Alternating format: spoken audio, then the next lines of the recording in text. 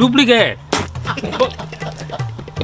জনপ্রিয় ও শক্তিমান অভিনেতা মোশাররফ করিম। ছোট বড় সব বয়সীদের কাছে তিনি সমান জনপ্রিয়।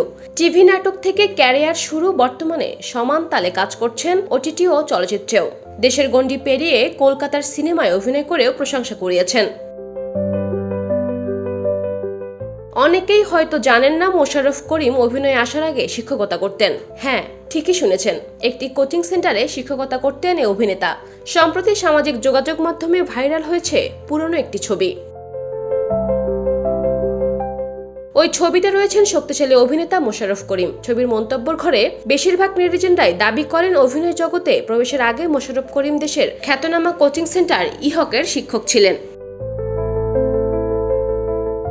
মোশাররফ করিমের অনেক ছাত্র সেই ছবিটি শেয়ার করে জানিয়েছেন তারা সেই কোচিংয়ের ছাত্র ছিলেন। কোচিং সেন্টারে তখন তিনি শামীম স্যার নামে পরিচিত ছিলেন।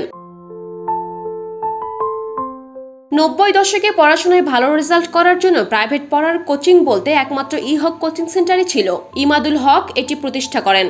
কলাবাগানের প্রথমে কোচিং সেন্টার শুরু হলেও পরে সারা দেশে তৈরি হয় এর অসংখ্য শাখা। এই কোচিং সেন্টারের নাখালপাড়া শাখায় বাংলা পড়াতেন মোশাররফ করিম। সব ছাত্রছাত্রীরাই ছিলেন তার পড়ার খুব ভক্ত।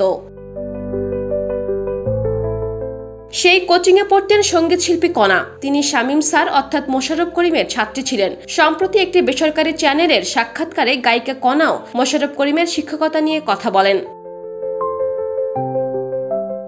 মোশাররফ করিম 1971 সালের 22 আগস্ট বাংলাদেশের দক্ষিণের জেলা বরিশালের গৌরন্দী উপজেলায় জন্মগ্রহণ করেন।